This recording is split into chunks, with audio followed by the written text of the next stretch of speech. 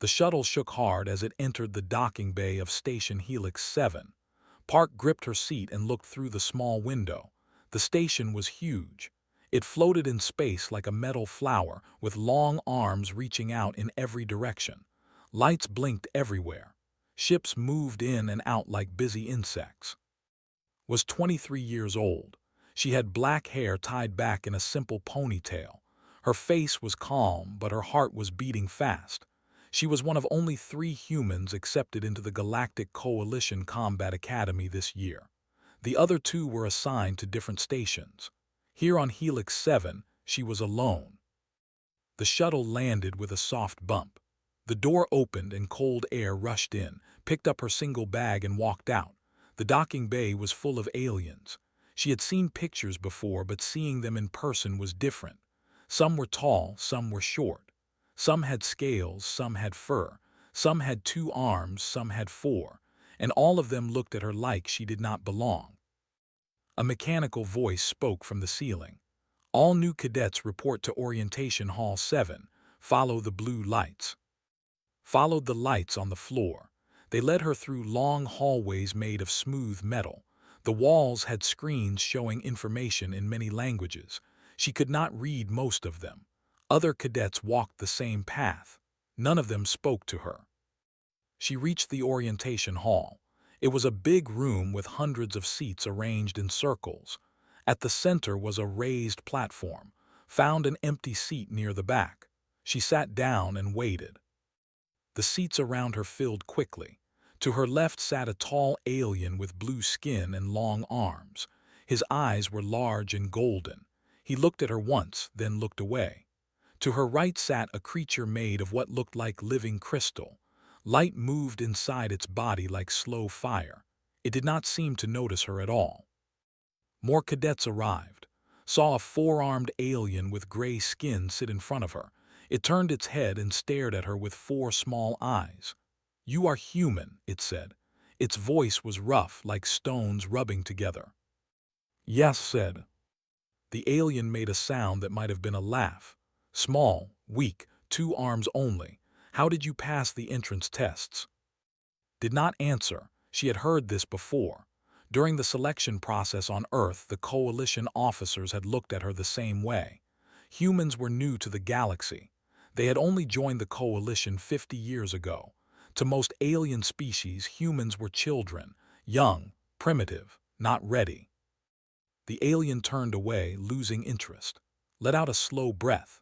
She reminded herself why she was here. She thought about her grandfather, Park Sung. He had been a sniper in the old Republic of Korea army, back when Earth still had separate nations. He had taught her to shoot on their family farm. He had put a rifle in her hands when she was 12 years old and showed her how to breathe, how to aim, how to squeeze the trigger without moving the barrel. "Shooting is not about the weapon," he always said. "It is about control. Control your body, control your breath, control your mind. The bullet will go where you want it to go." Grandfather Sung was dead now. He had passed away 3 years ago, just before applied to the academy, but his lessons lived inside her.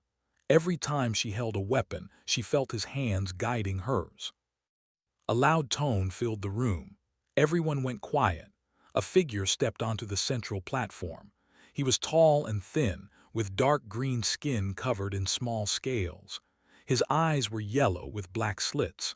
He wore a uniform with many medals on his chest. "I am Chief Instructor," he said. His voice was cold and sharp. "Welcome to the Galactic Coalition Combat Academy. You are here because you believe you can become elite soldiers. Most of you are wrong." No one moved, no one breathed. "Look around you," continued. "You see cadets from 12 species. Human, others, you come from different worlds, you have different bodies, different strengths, different weaknesses, but here none of that matters. Here you are all the same, you are nothing. You will become something only if you survive." He paused and let his words sink in. 40% of you will graduate, the rest will wash out. Some of you will quit, some will fail, and some will die in the final trials. This is not a school. This is a crucible. We do not make soldiers here. We reveal them. felt a chill run down her spine. She had known the academy was hard. She had not known cadets died here. Raised one clawed hand. You will now receive your squad assignments. You will live with your squad, train with your squad, fight with your squad. You are your family now. Protect them and they will protect you. Fail them and you fail yourself. Names and numbers appeared on screens around the room. Found her assignment, Squad 17. She looked at the other names. She did not know any of them. After orientation, cadets moved to their assigned quarters. Squad 17's room was small. 4 beds, 4 lockers, 1 bathroom, no windows. Arrived first. She chose the bed closest to the door and put her bag on it. A few minutes later, the others came. Was the tall blue alien she had seen earlier. Up close, he was even bigger. He had to bend his head to fit through the door. He looked at and frowned. The human is in our squad. It seems so, said the 4-armed alien. He walked past like she was furniture and took the bed farthest from hers. The crystal being entered last. It moved slowly and carefully. I have never met a human before, it said. Its voice was soft, like wind through glass. You are smaller than I expected. Stood straight and met their eyes. My name is Park, I am from Earth. I am here to train, same as you. Made a huffing sound. Earth, a young world. Your species still fought each other with metal sticks a few centuries ago. Why did the coalition even accept you? Because I passed the tests, said simply. Laughed. Tests can be passed by luck, training cannot. You will wash out within the month, human. Save yourself the shame and leave now. Said nothing. She opened her bag and began unpacking. Her hands were steady. Her face showed no emotion. Inside, anger burned hot, but she kept it locked away. Grandfather Sung had taught her that too. Anger was fire. Fire could destroy or fire could forge. She chose to let it forge her. That night she lay in her bed and stared at the metal ceiling. She could hear snoring, muttered in his sleep, made no sound at all. Thought about home. She thought about her brother Ho, who was only 19. He had wanted to come with her, but he was not old enough yet. She had promised to send him messages. She had promised to make him proud. She closed her eyes and made another promise, a promise to herself. She would not quit, she would not fail, she would not die. She would make them remember her name. The first week at the academy passed in a blur of physical training, classroom lessons, and very little sleep. Learned to wake before the alarm. She learned to eat fast. She learned to ignore the looks and whispers from other cadets. Her did not warm to her, treated her like she did not exist, made jokes about humans whenever she was near. Only sometimes spoke to her, asking questions about Earth with what seemed like genuine curiosity, but even kept distance. On the 8th day, the announcement came that everyone had been waiting for. First live fire assessment. All cadets would demonstrate basic marksmanship on the main shooting range. Scores would be recorded. Rankings would be posted. For many cadets, this was their first chance to prove themselves. Felt something stir in her chest. Finally, this was what she had trained for. This was what Grandfather Sung had prepared her for all those years on the farm. The shooting range was a massive hall deep inside the station. The ceiling was high. The walls were lined with sound-absorbing panels. At one end stood firing positions, each with a small booth. At the other end, holographic targets flickered in and out of existence. Chief Instructor stood at the center with a tablet in his hands. Other instructors moved along the edges, watching everything. Cadets lined up by squad number, waiting for their turn. Stood with Squad 17. She watched as other squads went first. The cadets shot with impressive speed. Their large eyes could track fast-moving targets easily. They used their forearms to hold weapons with perfect stability. Even the whose crystal bodies seemed fragile, showed surprising accuracy. Then Squad 17 was called. Went first. He stepped into the booth and picked up the standard-issue plasma rifle. The weapon looked small in his big hands. He raised it to his shoulder, aimed, and fired. Blue bolts of energy flew across the range and struck the target's dead center. The scoring system showed his results, 92% accuracy. Went next. He held the rifle with two hands while his other two arms braced against his body. His shots were not as fast as, but they were just as accurate, 91%. Followed, the crystal being moved slowly but its shots were precise, 88%. Then it was turn. She stepped into the booth. The plasma rifle sat on the rack in front of her. She picked it up. It was lighter than she expected. The grip was smooth. The trigger was small. The whole weapon felt strange in her hands, like it was made for someone else. She raised the rifle and settled it against her shoulder. Without thinking, her hands moved into the position Grandfather Sung had taught her. Her support hand came up high on the grip, wrapping tight around the front. She pulled the stock hard into her shoulder pocket. Her cheek pressed against the side. Her body leaned slightly forward. Behind her she heard a strange sound, chittering laughter. "Look at the Earthborn," said loudly. "Look how she holds it.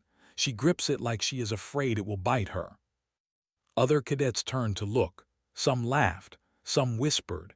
Even cadets from other squads stopped to watch the human. His face burned, but she did not move. She did not change her grip. Shook his head. "Human techniques, primitive. The plasma rifle has recoil compensation. There is no need to hold it so tight." More laughter. Someone shouted, "Maybe she thinks it's a stick." Breath slowly. She found her natural point of aim. She blocked out the sounds around her. For a moment she was back on the farm. She could smell the grass. She could feel the wind. She could hear Grandfather Sung's voice.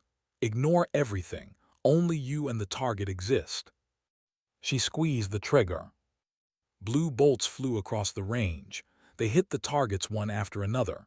Fired 10 times. She breathed between each shot. She controlled her body. She controlled her mind. The scoring system beeped. The results appeared on the screen. 84% accuracy. Adequate. Lowered the rifle. Around her the laughter continued, though softer now. Some cadets looked confused. They had expected her to miss completely. Instead, she had scored only slightly below average. But adequate was not enough, not for. Walked over. He looked at the scoring screen, then at his yellow eyes were impossible to read. "Your technique is unusual," he said. "Where did you learn to hold a weapon that way?" "My grandfather taught me," said. "Your grandfather used plasma rifles."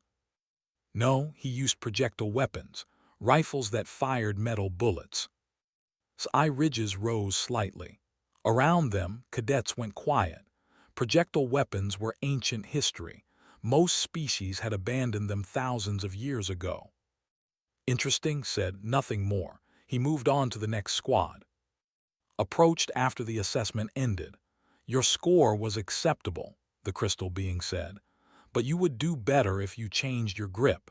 The recoil compensation makes your technique unnecessary." "My technique is not about recoil compensation," said. "Then what is it about?" Thought for a moment. How could she explain something that was so natural to her? How could she describe years of training in a few words? "It is about control," she finally said. "When you hold a weapon tight, you feel it become part of your body. You know where the barrel points without looking. You know how it will move when you fire. The weapon stops being a tool. It becomes an extension of yourself." Was silent. Its crystal body flickered with soft light. "I do not understand," it admitted, "but I will think about your words." That night sat alone in the squad quarters, and had gone to the recreation area, was in the medical bay for a routine check, had the room to herself. She took out her personal tablet and opened a message screen. She started typing a message to her brother, Ho. "Dear Ho, the first live fire assessment was today. I scored 84%. Not bad, but not good either. The other cadets laughed at me. They said my grip was wrong.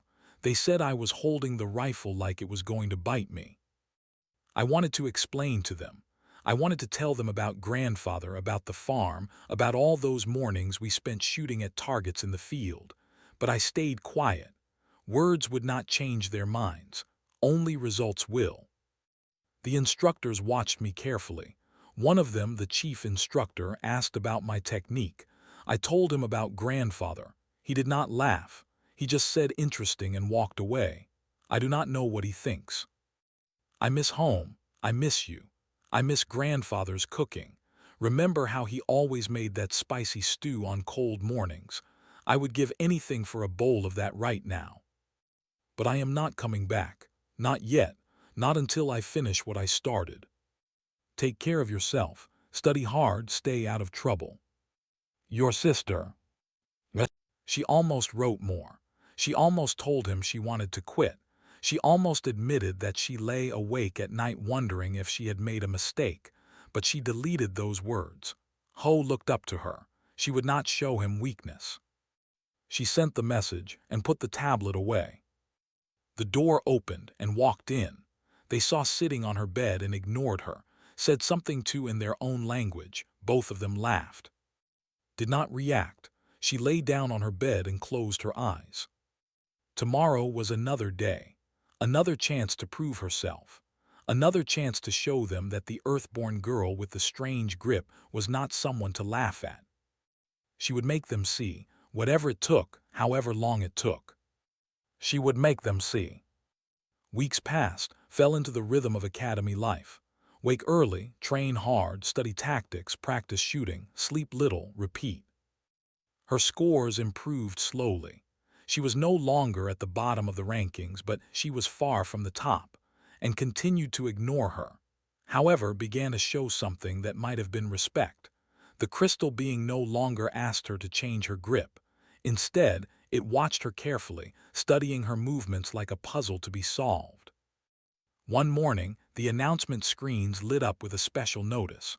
All cadets were ordered to report to the central auditorium. No explanation was given. Walked with her squad through the busy corridors. Other cadets talked in excited whispers. Rumors spread quickly. Some said there would be a special guest. Others said there would be a new kind of test. No one knew for sure. The auditorium was packed. Hundreds of cadets sat in rows that curved around a central stage. Chief Instructor stood at the front, his hands clasped behind his back. Beside him was something large covered by a black cloth. When everyone was seated, raised his hand for silence. Today, he said, we begin a special training module, Historical Weapons Certification. This is not required for graduation, but it is strongly recommended. Understanding the past helps us prepare for the future. He walked to the covered object and pulled away the cloth. Beneath it was a long display case filled with weapons, but these were not plasma rifles or energy blasters. These were old weapons, ancient weapons, made of metal and wood and leather. The Coalition preserves weapons from all member species, explained. Each species has its own history of warfare. By studying these weapons, we learn about the cultures they came from. We learn how different beings solved the same problems. And sometimes, we learn techniques that still have value today. He pointed to different sections of the display. War spears, throwing blades, crystal cutters. Each weapon tells a story. Then he pointed to a section near the end. And here we have weapons from the member of the Coalition, Earth. His heart jumped. She leaned forward in her seat. The Earth section was small compared to the others. There were only a few items, a sword with a curved blade, a wooden bow with feathered arrows, and behind glass, separate from the rest, was something that made breath catch in her throat. A rifle, an old rifle, black metal and wood stock. She recognized it instantly. It was a K2 assault rifle, Korean military standard issue. The same type of weapon grandfather Sung had used when he was a soldier, centuries ago. These are projectile weapons, said, primitive by modern standards. They use chemical reactions to propel metal slugs at high velocity. No energy cells, no plasma chambers, just fire, metal, and force. made a scoffing sound. Primitive is right. How did humans survive using such things? Turned to look at him. His yellow eyes were cold. An excellent question, let me show you. He pressed a button on his tablet. A holographic screen appeared in the air, showing recorded footage. The video was old, grainy, and flickering. It showed human soldiers in battle. This footage is from Earth's history, said. Before humans joined the coalition, before they knew other species existed, they fought wars against each other using these weapons. The video showed soldiers firing rifles. The sound was thunderous even through the recording. Could see the recoil, the violent kick of the weapon every time it fired. The soldiers absorbed it with their bodies, leaning into the force, controlling it. Watch closely, said. Notice how they hold their weapons, notice how they move, notice how they breathe. The cadets watched in silence. Saw's eyes grow wide. 4 hands tightened on his seat. Evan's crystal body flickered with what might have been surprise. The recoil from these weapons is extreme, continued. A single shot from that rifle, he pointed to the K2 in the display, would dislocate the shoulder of a, it would shatter the arm bones of a, it would crack the body of a. He paused to let that sink in. But humans, he almost smiled. Humans used them every day. They trained with them from childhood. They developed techniques to control forces that would cripple any other species in this room. The auditorium was completely silent. Raised his hand slowly. Instructor, are you saying that humans evolved to use such weapons? In a sense, yes, said. Earth is a heavy world. Gravity there is stronger than on most coalition planets. Humans developed dense bones, strong muscles, and flexible joints to survive. When they invented projectile weapons, their bodies could handle the stress. Over centuries, they perfected techniques to manage recoil, breathing patterns, grip positions, body stances. These became instinct. He looked directly at. Everyone in the room followed his gaze. Cadet Park, he said, stand up. Stood, her face felt hot. Hundreds of eyes were on her. Your shooting grip, said. The high hand position, the tight pull into the shoulder, the forward lean. Where did you learn it? From my grandfather, sir. He was a soldier on Earth. And he learned it from his father and his father before him. It has been passed down in my family for generations. Nodded slowly. What you call technique is actually inherited knowledge, survival wisdom encoded in muscle memory. Your body knows how to shoot before your mind does. He turned back to the rest of the cadets. This is why we study historical weapons, not because they are better than plasma rifles. They are not, but because they teach us that there are many ways to solve problems, and sometimes the old ways still have lessons to offer. After the lecture, cadets were allowed to examine the displays up close, walked straight to the K2 rifle. She stood in front of the glass and looked at it for a long time. Appeared beside her. For once he did not look at her with contempt. His face was thoughtful, confused. I did not know, he said quietly, about your bodies, about your weapons. Did not look away from the rifle. Most species do not know. Humans are new to the coalition. We are still learning about each other. Was silent for a moment. Then he said, when you hold your rifle on the range, you look different from everyone else. I thought you were doing it wrong. Now I wonder if you are the only one doing it right. Finally turned to face him. The plasma rifle does not need my technique. The recoil compensation makes it unnecessary, but habits are hard to break. And my grandfather always said. What did he say?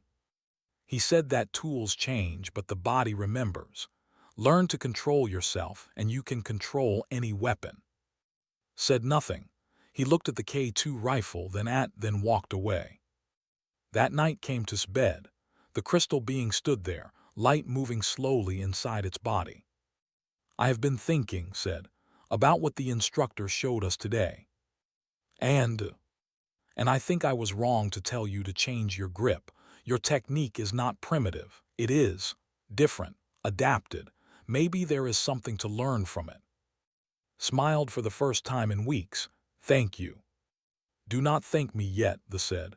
Understanding is not the same as accepting, but I am trying. It was not much, but it was a start. Lay back on her bed and thought about the K2 rifle behind the glass. She thought about grandfather Sung and all the soldiers before him who had held weapons like that. She thought about the weight of history in her hands every time she picked up a rifle. She was not just training for herself. She was carrying something forward, a legacy, a tradition, a way of being that had survived for hundreds of years. She would not let it die with her. The wilderness survival exam was supposed to be routine.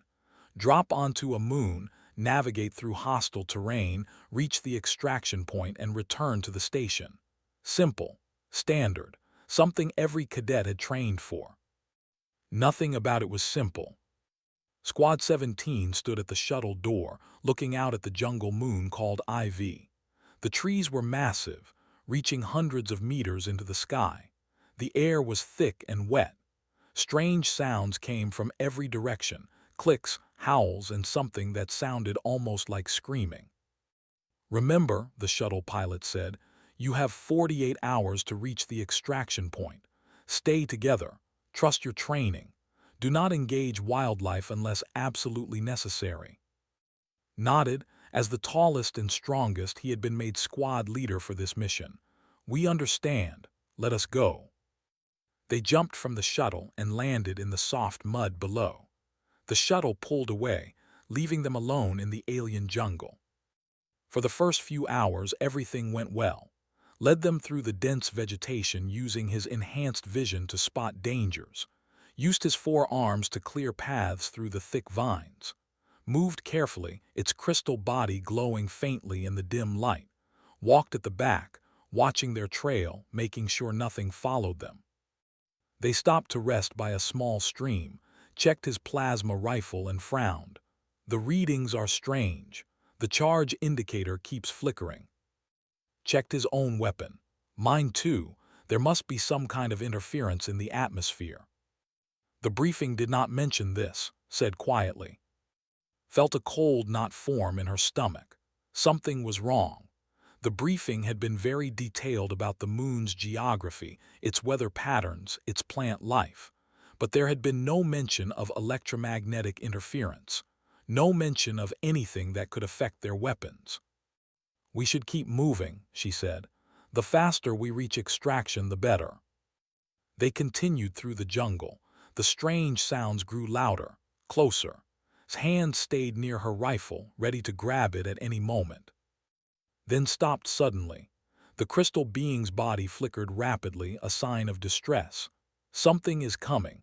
I feel vibrations in the ground, many large creatures, moving fast. Where? Demanded. Everywhere. They came from the trees. The creatures were unlike anything in the briefing. They were long and low, with pale skin and no eyes. Their mouths were full of teeth that curved inward like hooks. They moved without making a sound, sliding through the jungle like ghosts. Wraith stalkers, whispered, his voice trembling. These should not be here. They were supposed to be extinct on this moon. Worry about that later, said. Open fire. 4 plasma rifles fired at once. Blue bolts of energy flew toward the creatures and scattered uselessly. The shots went wild, spreading in every direction except where they aimed. The electromagnetic interference was worse than they had thought. The plasma bolts lost cohesion almost immediately, becoming harmless light. The rifles are useless, shouted. We need to run. They ran, but the wraith stalkers were faster. One of them caught from behind. Its claws raked across his lower arms, cutting deep. He screamed and fell, grabbed him and dragged him forward. Another stalker leaped at. Its teeth bit into the shoulder, cracking the crystal, made a sound like breaking glass and collapsed. His mind raced. Her plasma rifle was useless. She had no other weapons, or did she? She remembered the survival kit on her belt. Standard issue. Emergency supplies. including emergency flare launchers, single-shot devices meant for signaling rescue ships. Powder-based chemical propulsion, no plasma, no energy cells. She grabbed one of the flare launchers and held it up. It was not designed to be a weapon. It was short and awkward in her hands, but the principle was the same as any projectile weapon. Point, aim, fire. She adjusted her grip without thinking. High hand position, tight pull into the shoulder, forward lean, everything grandfather Sung had taught her. A wraith stalker lunged at her. She fired. The recoil was brutal. Pain shot through her arm and shoulder, but the flare flew straight and true. It punched through the creature's chest and exploded inside its body. The stalker dropped instantly. Stared at her with wide eyes. How did you do that? No time to explain. Give me your flare launchers, all of them. They handed over their emergency flares. Had 6 shots now. 6 chances to save her squad. 2 more stalkers came from the left, fired twice. The recoil hurt more each time, but she controlled it. Both creatures fell. Move, she ordered. I will cover you. Get into safety. Nodded. He picked up with one arm and supported with the other. They stumbled toward a rocky outcrop that might provide shelter. 3 more stalkers appeared, fired 3 times. Her arm was on fire now. She could feel something torn in her shoulder, but she did not stop. She could not stop. The last flare launcher was empty. 1 stalker remained. It circled her slowly, sensing that she was out of ammunition. Looked around desperately. There had to be something, anything. Her eyes landed on a fallen branch nearby. It was thick and heavy, almost like a club. She grabbed it and held it tight, raising it like she would raise a rifle. The stalker charged. Swung with all her strength. The branch connected with the creature's head. It was not enough to kill it, but it stunned the beast. The stalker stumbled, shook its head, and prepared to attack again. Then a bright light filled the sky. The sound of shuttle engines roared overhead. Rescue had arrived early. The wraith stalker hissed and retreated into the jungle. Moments later, coalition soldiers dropped from the rescue shuttle, weapons drawn. They secured the area quickly. A medic rushed too, who was losing blood fast. Another went too, whose crystal body had multiple cracks. A third came too. Your arm, the medic said. You have torn muscles and possible ligament damage. What happened? Recoil, said simply. The medic looked confused but did not ask more questions. She applied emergency treatment and helped to the shuttle. Chief Instructor was there. He stood at the shuttle door, his yellow eyes taking in the scene. Dead wraith stalkers, wounded cadets, and barely standing, her arm hanging limp at her side. He looked at the flare launchers scattered on the ground. Then he looked at her. Cadet Park, he said, report. Took a breath. The plasma rifles failed due to electromagnetic interference. We were ambushed by wraith stalkers not mentioned in the briefing. Standard weapons were ineffective. I modified the emergency flare launchers as improvised projectile weapons and used them to engage the hostile creatures. You killed 4 of them with flare launchers. 5, sir, and injured 1 more. Was silent for a long moment. Then he asked, how did you control the recoil? Those launchers are not designed to be fired by hand. The force should have broken your wrist. Met his eyes. My body knows how to manage recoil, sir. It has been doing it for generations. Said nothing, but something in his expression changed. It was small, barely visible, but saw it. Respect. On the shuttle ride back to Station Helix 7, sat beside her. His blue skin was pale with exhaustion and stress. He looked at her for a long time before speaking. You saved us, he said, all of us, with broken weapons and your bare hands. The weapons were not broken, replied. They were just the wrong weapons for the situation. Shook his head slowly. I have been training for combat my whole life. I have studied tactics, weapons, strategy, but today I learned something new. What?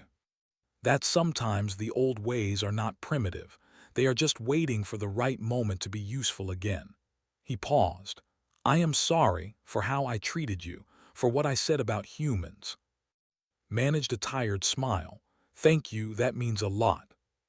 Across the shuttle, raised one of his uninjured arms in a weak salute. His crystal body flickered with warm light.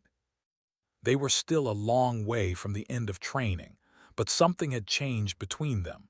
They were no longer just. They were beginning to become a team. 3 days after the IV incident, received a message on her personal tablet. The screen showed only 2 lines. Report to instructor's quarters, 2100 hours. Come alone. She stared at the message for a long time. Private meetings with the chief instructor were rare. Usually, they meant one of 2 things: special recognition or serious trouble. Given her unauthorized modification of emergency equipment, she was not sure which to expect. At exactly 2100 hours, she stood outside's door. Her injured arm was in a healing sleeve, still sore but recovering. She raised her good hand and knocked. Enter. The door slid open. Quarters were not what she expected. The room was large and filled with objects she did not recognize. Artifacts from many worlds sat on shelves. Strange weapons hung on walls. In the corner, a small fountain bubbled quietly. The air smelled like something burning, not unpleasant, more like old wood. Stood by a large window that looked out into space. He did not turn around when she entered. Close the door, Cadet Park. Sit. She closed the door and sat in the chair facing his desk. Her heart beat fast, but she kept her face calm. For a long moment said nothing. He just looked out the window at the stars. Then he spoke without turning. Do you know why I became an instructor? Blinked at the unexpected question. No, sir. I was a soldier for 67 years. I fought in 32 campaigns across 9 star systems. I killed more beings than I can remember. And in all that time, I believed I understood combat. I believed I knew everything there was to know about fighting and survival. He finally turned to face her. His yellow eyes were not cold now. They looked almost tired. Then I met humans for the first time. He walked to his desk and pressed a button. A holographic screen appeared in the air. It showed footage, not the old training video from the history lesson, but something newer, something clearer. This is classified, said. What I am about to show you has been seen by fewer than 100 beings in the entire coalition. If you speak of it to anyone, you will be expelled immediately. Do you understand? Yes, sir. The footage began playing. It showed a planet's surface, green forests, blue sky, a small settlement of simple buildings. Then saw the coalition ships landing. Soldiers in familiar uniforms came out, but they were not helping anyone. They were attacking. This is Earth, said, 43 years ago, before humanity joined the coalition. His blood went cold. This is the first contact. No, this is what we do not speak about. The first contact was peaceful, diplomats and scientists exchanging information. But there were those in the coalition who believed humans were too dangerous to join us. They thought it would be better to eliminate the threat before it grew. The footage showed coalition soldiers, others marching toward the human settlement. They carried advanced weapons. Energy shields protected them. They expected an easy victory. They were wrong. The humans came out to meet them. They wore simple clothes and carried weapons of metal and wood, rifles, shotguns. Some had nothing but knives. They looked small against the alien invaders. They looked weak. They were not weak. The first human fired. The shot punched through an energy shield like it was made of paper. The soldier fell. Then more humans fired. The coalition soldiers tried to return fire, but the humans moved constantly, ducking behind cover, firing, moving again. Watched in shock. The humans absorbed the recoil of their weapons like it was nothing. They fired while running, while jumping, while falling. They shot with a speed and accuracy that seemed impossible, and they did not stop. Even when they were hit, they kept fighting. Even when they were dying, they kept firing. In less than 10 minutes, the coalition attack force was destroyed. Not a single human soldier had retreated. Stop the footage. That attack was unauthorized, a rogue commander acting without orders, but the result changed everything.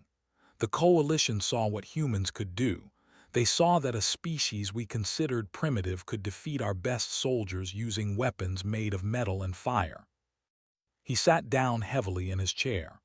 We studied humans for 10 years after that. We observed them in secret. We learned about their history, their wars, their weapons, and we discovered something that no one had expected. What? His voice was barely a whisper. That humans are the most naturally gifted warriors in the known galaxy. Pulled up more data on the screen. Charts, graphs, biological comparisons. Your bodies are shock absorbers. Your bones are denser than most species. Your muscles are stronger per unit of mass.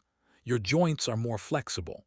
But most importantly, your nervous system can process recoil and adjust your aim faster than any species we have ever encountered. He pointed to a section of data. When a human fires a projectile weapon, the recoil travels through the body. In most species, this causes damage. In humans, it is absorbed, distributed, and used. Your body actually helps aim the next shot before your mind is even aware of it. This is not training. This is evolution. Millions of years of throwing rocks, spears, and eventually bullets have shaped your bodies for this one thing. Stared at the data, trying to understand what it meant. But we do not use projectile weapons anymore. Plasma rifles have recoil compensation. Exactly, leaned forward. And that is why most beings think humans are nothing special. With plasma weapons, your advantages disappear. You become ordinary, average, easy to ignore. He paused and looked directly at her. But what happens when the plasma fails? IV, the electromagnetic interference, the useless rifles, the flare launchers that should have broken her wrist. That is why you were not surprised, said slowly. When you saw what I did on IV, you already knew humans could do that. I knew it was possible. I had never seen it done by someone so young with so little training under such pressure. His voice was quiet. What you did on that moon was not luck. It was not skill. It was instinct. The same instinct that defeated our soldiers 43 years ago. He stood and walked to one of the shelves. He picked up an object and brought it to her. It was a medal, old and worn. The symbols on it were human. This belonged to a human soldier who died in that battle, a woman named. She killed 7 of our soldiers with a rifle that jammed halfway through the fight. She finished the rest with a knife in her bare hands. When she finally fell, she had 19 wounds on her body. 19. And she was still trying to fight when she died.